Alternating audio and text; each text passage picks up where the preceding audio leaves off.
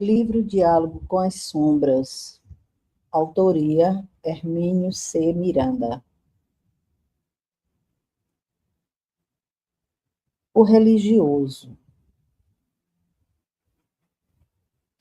É impressionante a elevada participação de transviados religiosos no trágico e doloroso desfile de espíritos em lamentável desequilíbrio nas sessões de desobsessão.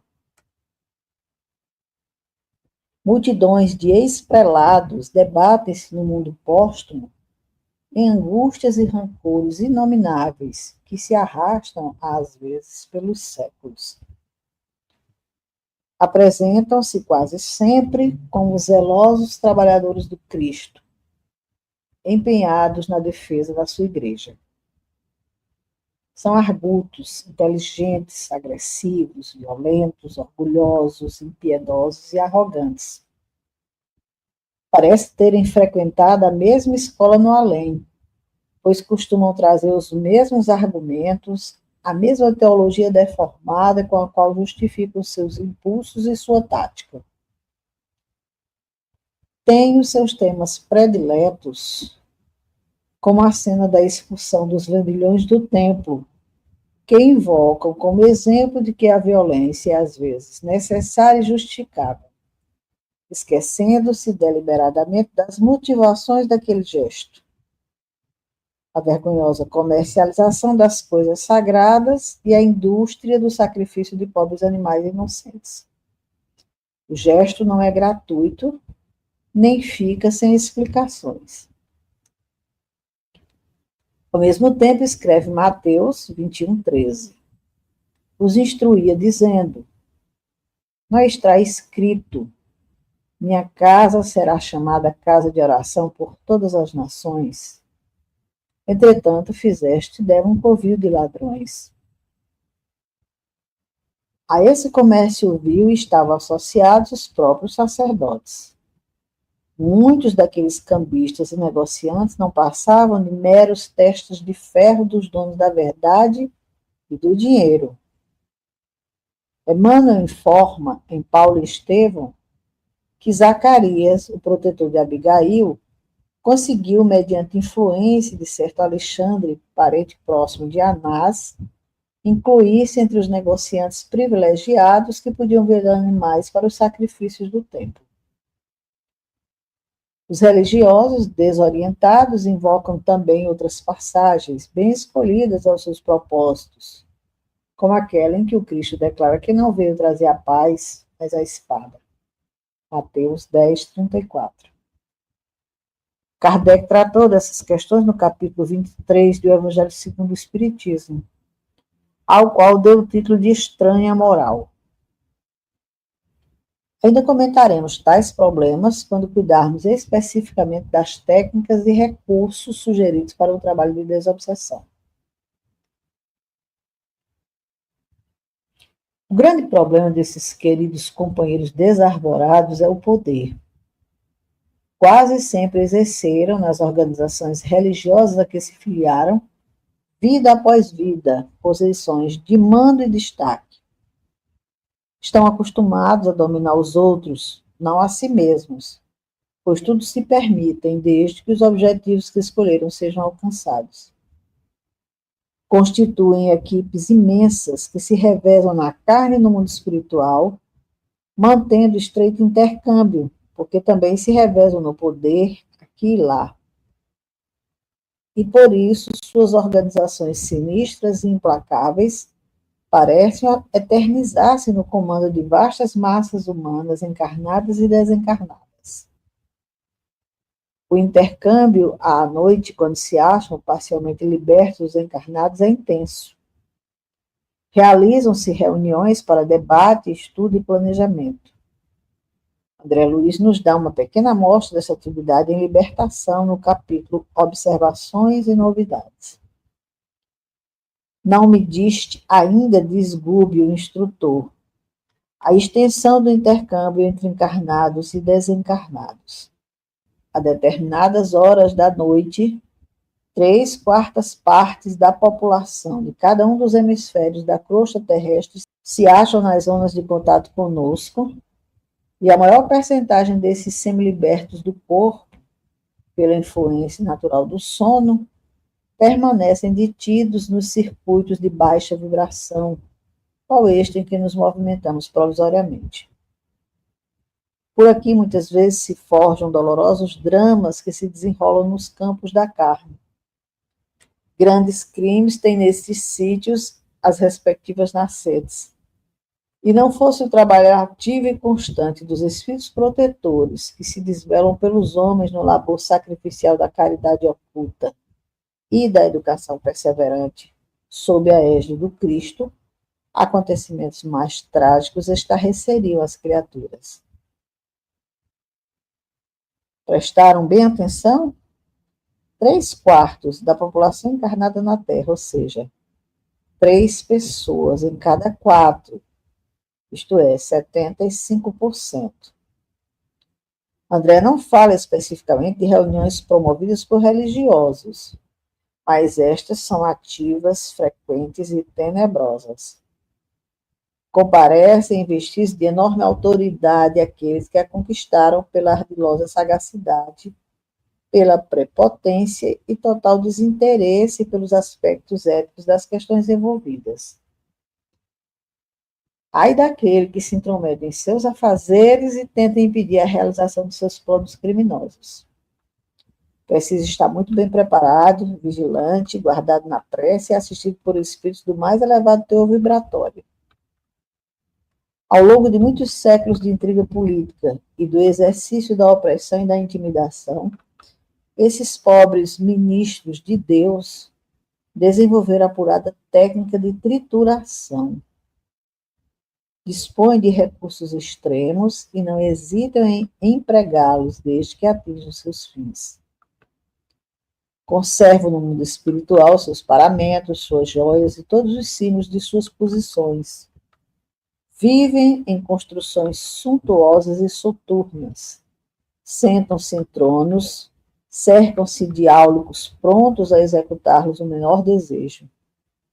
Celebram suas missas, pregam sermões, mantendo um ritual pomposo e meramente exterior, tal como faziam aqui na Terra.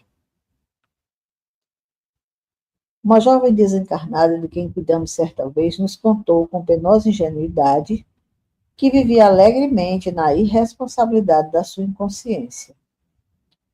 Ligara-se a um ser encarnado, a quem estávamos interessados em ajudar, aliás, sem que ele o soubesse.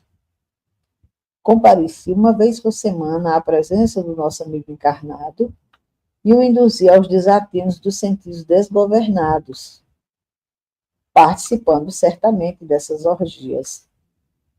Era remunerada com roupas luxuosas e bonitas e, evidentemente, gostava da sua tarefa. Totalmente teleguiada, era simples instrumento sob o poder implacável dos seus senhores. Agindo sob hipnose, atuava precisamente naquilo que constituía o principal problema do companheiro encarnado, sexo. Encontrava-se muito bem preparada pelos seus instrutores. Quando eu lhe disse que era mero instrumento em mãos alheias, ela respondeu que não, pois gozava de inteira liberdade. Não é maldosa, é irresponsável e perturbada. Conta que ainda ontem, na missa, o senhor falou que era preciso evitar o aguilhão. Sabem, assim, que se saírem dali, por fuga ou fraqueza, encontrarão o espectro temido da dor, as lágrimas, o desespero. Enquanto estão ali, têm diversos prazeres, vestidos bonitos e até mesmo os tranquilizantes psicológicos para a consciência atormentada. Porque ex-sacerdotes fanatizados e duros ministram-lhes sacramentos, levam-nas às missas que celebram e absolvem-nas dos pecados que porventura tenham cometido. É sem dúvida um plano maquiavélico com o qual ex-ministros de Deus conseguem manipular à vontade pobres inocentes úteis que lhes caem sob o poder. A despeito de seus desvairamentos, sinto-a inteiramente ingênua, quase pura. Poderia ser minha filha, digo, e ela responde que se eu fosse seu pai, ela não teria coragem de vir me ver. Aproveito o ensejo para dizer-lhe que, nesse caso, não anda fazendo boas coisas, como alega, que parece impressioná-la. Nesse ponto, ela me confessa que veio escondida. Eles não podem saber. Portanto, digo-lhe eu, você não tem liberdade, como disse. Mais o argumento que ela intimamente reconhece legítimo, mas prossegue tagarelando inconsequentemente para dizer que, quando eu vou lá, todas se escondem. Por fim, faço uma prece e ela se sente perdida, sem saber o que fazer. Vê uma jovem serena e bela que a chama, mas ela teme e hesita. Acaba cedendo e parte com ela. Na sessão seguinte, compareceu um sacerdote. Tinha forte sotaque alemão e era o guia espiritual do nosso companheiro encarnado, então sob tratamento em nosso grupo. Vieram em busca da filha que desaparecera, precisamente a moça da semana anterior. Pobre irmão desgovernado. Ignorava que ela estava sendo vergonhosamente explorada pela mesma organização a que ele servia. Dizia Paulo que tudo nos é lícito, mas nem tudo nos convém.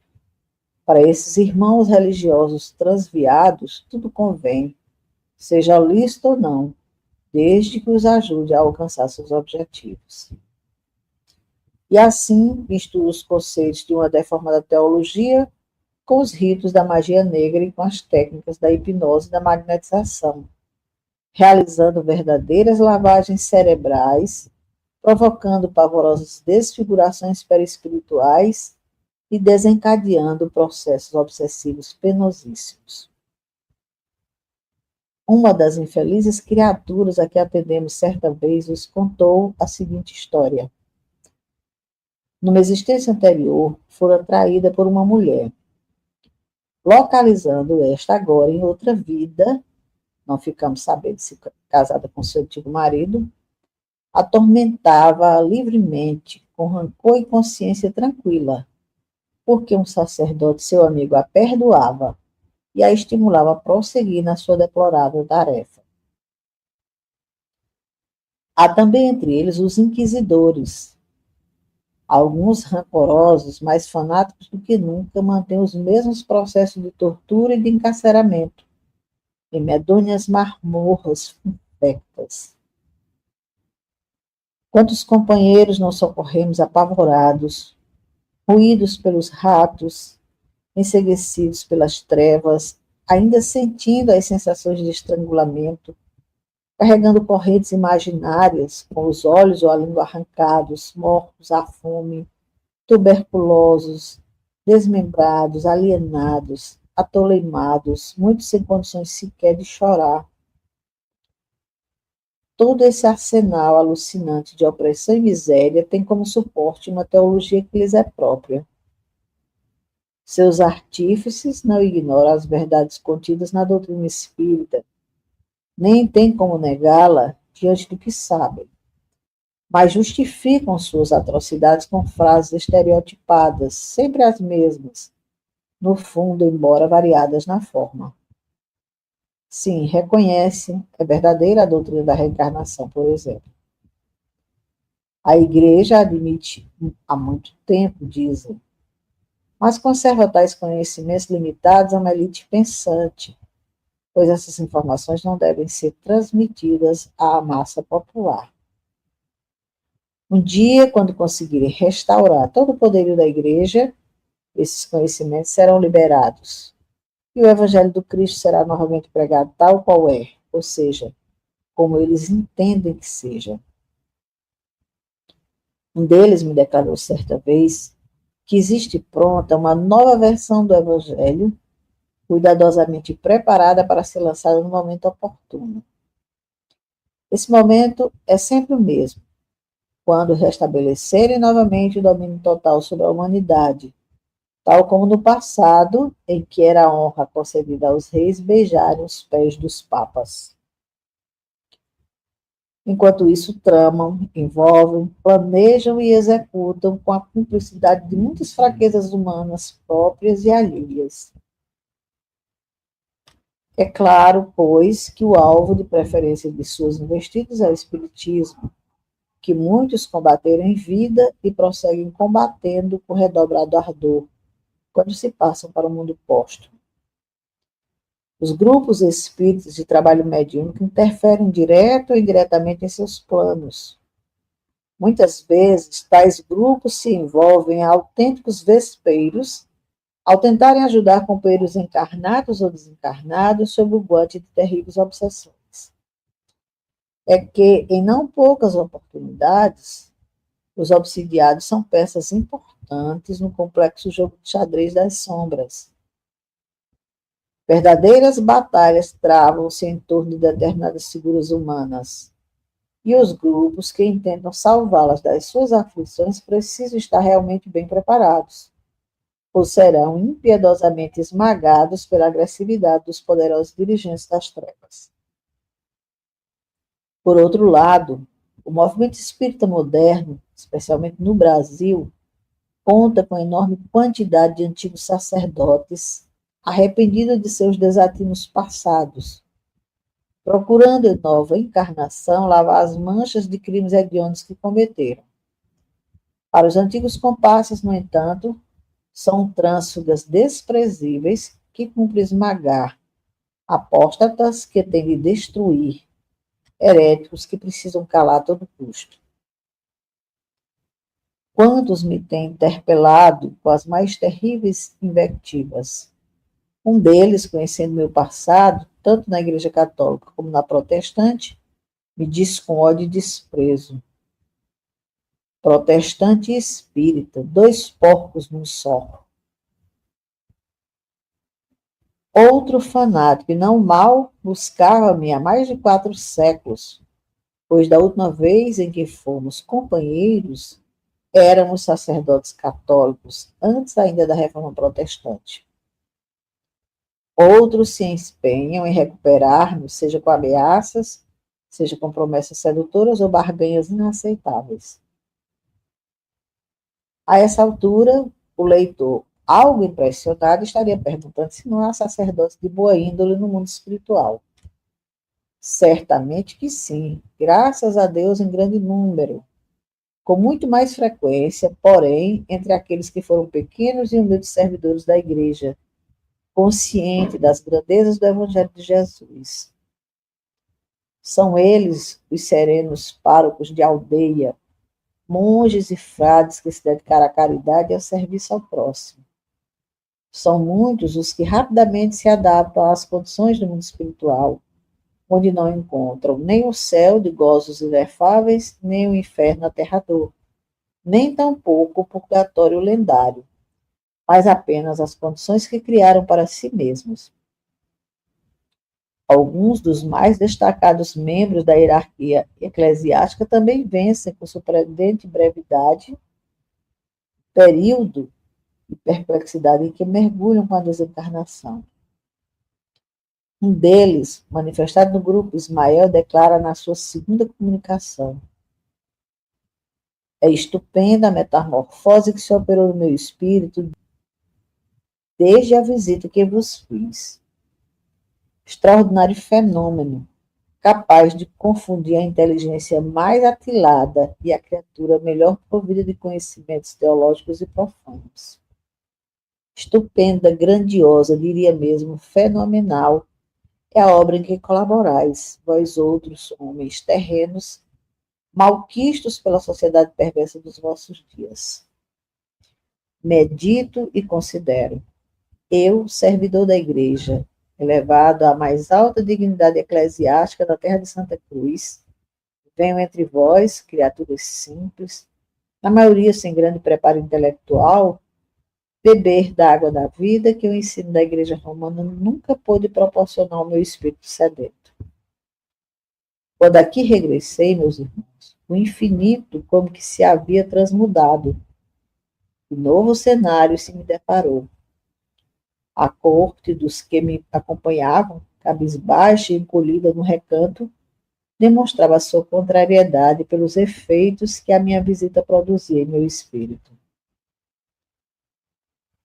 Fora daqueles que envia, segundo suas próprias declarações na sessão anterior, procurara justamente com outros dignatários da sua igreja meios de conseguir que cessassem as atividades da federação propaganda do espiritismo, pelo considerar falsa e errônea essa doutrina prejudicial ao catolicismo. Era agora socorrido exatamente na organização que tentara fazer calar. Note-se também em sua comunicação a referência à corte dos que o seguiam e ao desapontamento em que ficaram ao ver o bravo cardeal render-se espontaneamente àqueles que todos consideravam como adversários, que não mereciam piedade nem consideração. De outro cardeal ouvi certa vez a lamentosa queixa do arrependimento, não pelo combate ao espiritismo, mas pelo que deixara de fazer de bom, quando despiu de tantos recursos e poderes em virtude do íntimo conhecimento dos bastidores políticos da Igreja. Comovente, porém, são as pequenas manifestações anônimas em serviços preciosos e que somente tomamos conhecimento por via indireta. Um dos poderosos príncipes da Igreja, impetuoso e arrogante, que nos tratava com superior condescendência, foi acolhido por um velho e humílimo criado de quarto que o servira nos seus dias de glória. Muitas são as lições dolorosas que nos ministram os dramas vividos por esses pobres irmãos, que insistem em declarar-se trabalhadores do Cristo. Examinando suas tendências, estudando suas atitudes e pronunciamentos, creio que poderíamos identificar duas posições básicas neles: ambição e fanatismo. Às vezes, a ambição e o fanatismo parecem coexistir no mesmo espírito, mas ocorrem também separados. Os ambiciosos desejam o poder, o exercício da autoridade. Não sabem viver sem mandar, nem sem impor sua própria vontade e suas ideias. Movem-nos ambições desmedidas, sustentadas e impulsionadas pela filosofia da restauração da verdadeira Igreja do Cristo. Quantos deles não nos têm confessado sua impaciência e irritação ante a desagregação da autoridade da velha organização eclesiástica terrena? Não é essa a imagem da Igreja que sonham. Querem-na forte, poderosa, autoritária, incontestada, ditatorial, como nos tempos idos.